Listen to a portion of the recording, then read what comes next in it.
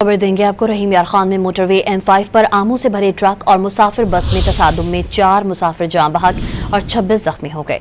Rescue हुकाम के मुताबिक हादसा बस ड्राइवर को नींद आने की वजह से पेश आया। 10 मामूली जख्मियों को मौके पर इब्तदाई तिब्बी इमदाद दी गई, जबकि 16 जख्मियों को अस्पताल मुंतकिल कर दिया गया। बस कराची से पाकपतन जा रही थी। खबर देंगे आपको। रहीम यार खान में मोटरवे M5 पर आमों से भरे ट्रक और मुसाफिर बस में तसादुम में 4 मुसाफिर जान बहक और 26 जख्मी हो गए। रेस्क्यू हुकाम के मुताबिक हादसा बस ड्राइवर को नींद आने की वजह से पेश आया।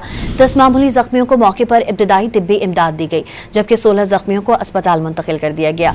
बस कराची से पाकपतन जा रही थी। खबर देंगे आपको। रहीम यार खान में मोटरवे M5 पर आमों से भरे ट्रक और मुसाफिर बस में तसादुम में 4 मुसाफिर जान बहक और 26 जख्मी हो गए। रेस्क्यू हुकाम के मुताबिक हादसा बस ड्राइवर को नींद आने की वजह से पेश आया।